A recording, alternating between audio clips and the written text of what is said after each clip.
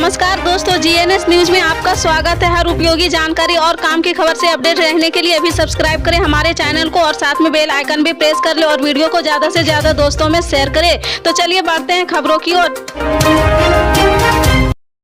आपको बता दें, दिल्ली के मुख्यमंत्री अरविंद केजरीवाल ने यहाँ छत्रसाल स्टेडियम में गणतंत्र दिवस के कार्यक्रम में हिस्सा लिया है। यहाँ उन्होंने जनता को संबोधित करते हुए कहा कि आज जब हम 74वां गणतंत्र दिवस मना रहे हैं, उसमें दो बातें बहुत महत्वपूर्ण हैं। उन्होंने कहा कि हमारी सीमाओं के ऊपर चीन कुछ सालों से आके दिखा रहा। आज भी अखबार में छपा है कि चीन ने हमारे देश का कुछ हिस्सा कब्जा कर लिया। हमारे सैनिक पूरी बहादुरी से मुकाबला कर रहे हैं बॉर्डर पर। केजरीवाल ने आगे कहा कि दूसरी तरफ सभी सरकारों का फर्ज बनता है कि हम उन सैनिकों का साथ दें। हमारा फर्ज बनता है कि हम चीन का बहिष्कार करें, उसके साथ व्यापार बंद करें। लेकिन हो रहा ये कि हम चीन से व्यापार लगातार बढ़ाते चले जा रहे हैं। 50% व्यापार बढ़ा दिया है चीन के साथ हमने, उसको हम और अमीर बनाते जा रहे हैं और चीन उस पैसे से बड़े बड़े हथियार तैयार कर रहा।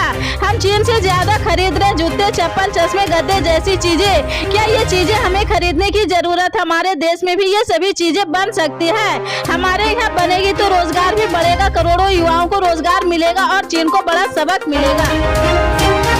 प्रधानमंत्री नरेंद्र मोदी ने हैदराबाद हाउस में मिस्र के राष्ट्रपति अब्देल फत्ताह अल सीसी से द्विपक्षीय वार्ता की है। इसके बाद पीएम मोदी ने संबोधित करते हुए कहा कि भारत और मिस्र दोनों ही देश दुनिया भर में फैल रहे आतंकवाद को लेकर चिंतित है। हम मानते हैं कि आतंकवाद मानवता की सुरक्षा के लिए सबसे बड़ा खतरा है। दोनों देश इस बात पर भी सहमत है कि क्रॉस डॉलर टेररिज्म को खत्म करने के लिए ठोस कदम उठाए जाए। उन्होंने कहा कि कोविड और इसके बाद यूक्रेन रूस युद्ध के कारण प्रभावित हुई फूड और सप्लाई चेन को मजबूत करने को लेकर दोनों देशों ने व्यापक चर्चा की है। दोनों देशों ने द्विपक्षीय व्यापार को अगले 5 वर्षों में $12 बिलियन तक ले जाने पर सहमति जताई है।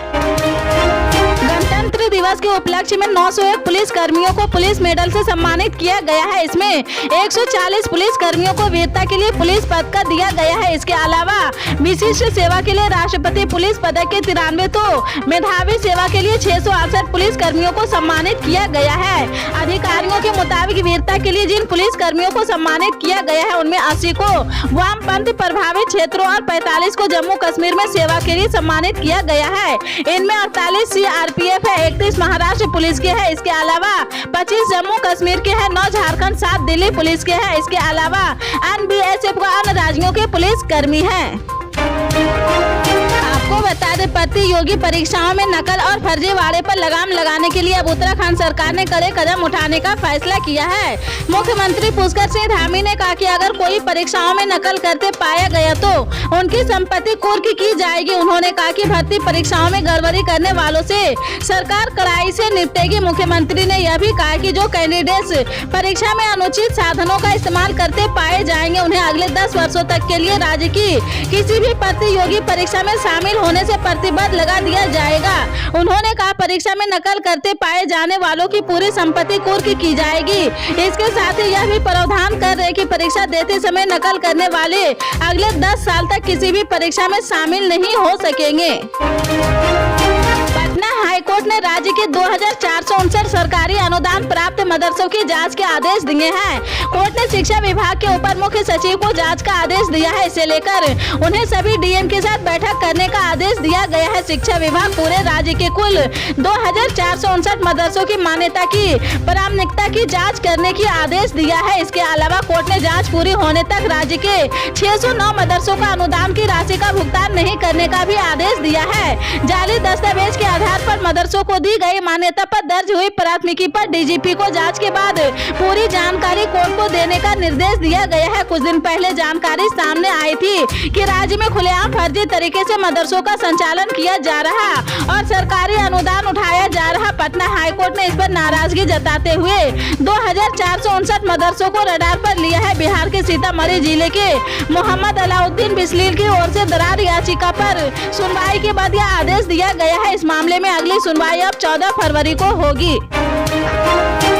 चुनाव आयोग आयोग ने बुधवार को महाराष्ट्र में विधानसभा की 2 सीटों के लिए होने वाले उपचुनाव की तारीख को बदलने का ऐलान किया है। इसी ने 27 फरवरी को होने वाले मतदान की तारीख के एक दिन पहले यानी 26 फरवरी कर दिया है। गौरतलब है कि महाराष्ट्र में उपचुनाव पुणे जिले में आने वाली 2 सीटों चिंचवाड़ और कासबा पेट में होने हैं। निर्वाचन आयोग को जानकारी मिली है कि जिले में 27 फरवरी को 12वीं और ग्रेजुएशन की परीक्षाएं हैं। इसी के चलते इसी ने तारीखों को बदलने का ऐलान किया है। हालांकि आयोग ने वोटों की गिनती की तारीख में कोई बदलाव नहीं किया है और यह 2 मार्च को ही होगी। इसी दिन त्रिपुरा, मेघालय और नागालैंड के विधानसभा नतीजों का भी ऐलान होना है। शाहरुख खान की फिल्म पठान कल रिलीज हो गई है। फिल्म को कहीं कहीं हिंदू संगठनों के विरोध का सामना करना पड़ रहा तो कई शहरों में भारी उत्साह के साथ फिल्म का स्वागत हुआ है। इंदौर में बजरंग दल के विरोध की वजह से फर्स्ट डे फर्स्ट शो रद्द करना पड़ा है। बजरंग दल के कार्यकर्ता यहाँ सिनेमा हॉल के बाहर हनुमान चालीसा का पाठ करने लगे हैं। बिहार के भागलपुर में भी फिल्म का भारी विरोध हुआ है, लेकिन सबसे ज्यादा विरोध कर्नाटक के शहरों में हो रहा है। बेंगलुरु, बेलगावी, कलबुर्गी में पठान फिल्म का जमकर विरोध हुआ है। नए साल 2023 के पहले महीने यानी जनवरी 2023 को खत्म होने में लगभग हफ्ते भर का समय रह गया, जिसके बाद फरवरी 2023 की शुरुआत होगी। फरवरी का यह महीना 28 दिन का होने वाला है। इस महीने में शनिवार और रविवार की छुट्टी के अलावा महाशिवरात्रि सहित कई दिनों तक बैंकों की छुट्टी रहने वाली है। रिजर्व बैंक ऑफ इंडिया की ओर से फरवरी महीने के लिए बैंकों की छुट्टियों की लिस्ट जारी कर दी गई है। RBI की ऑफिशियल वेबसाइट के मुताबिक नए साल के दूसरे महीने यानी फरवरी 2023 में अलग अलग राज्यों में 10 दिन बैंक बंद रहेंगे। इस महीने में अगर आपके पास बैंकों से जुड़े कोई जरूरी काम अटके तो उन्हें फटाफट निपटा ले। ऐसा हम इसलिए कह रहे क्योंकि जबकि बैंकों की छुट्टियां शुरू हो जाएगी तो आपको बैंकिंग से जुड़े काम को निपटाने में दिक्कतें आ सकती है। अगले महीने यानी फरवरी में कब कब बैंकों की छुट्टियां रहने वाली है, यह जानना आपके लिए बेहद जरूरी है।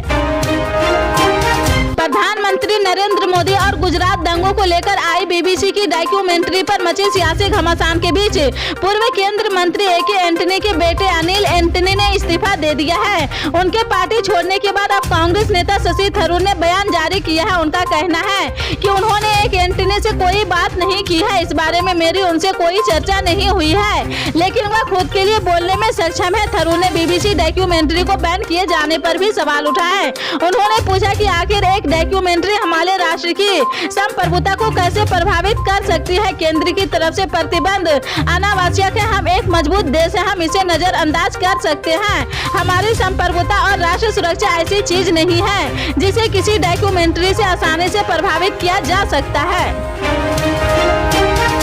उत्तर भारत में मौसम ने करवट लेना शुरू कर दिया है। मैदानी इलाकों में देर रात से बारिश हो रही तो दूसरी तरफ पहाड़ी राज्यों में हिमपात जारी है। बीते दिनों से ठंड से राहत मिलने के बाद एक बार फिर सर्दी तेज हो गई है। बुधवार सुबह दिल्ली, राजस्थान, पंजाब, हरियाणा, यूपी, बिहार सहित कई राज्यों में घना कोहरा छाया है। आज भी कई राज्यों में बारिश के साथ तेज हवा चलने की संभावना है। वहीं पहाड़ों पर हो रही बर्फबारी से एक बार फिर सर्दी तेज हो गई है। आने वाले दिनों में ठंड से कोई राहत मिलती नजर नहीं आ रही। भारत मौसम विभाग ने एक बार फिर से बुधवार को हल्की बारिश का अनुमान जताया है। पल पल के अपडेट जानने के लिए जुड़े रहे आप अपने GNS न्यूज चैनल से। मिलते हैं अगली बड़ी खबर के साथ, तब तक के लिए जय हिंद।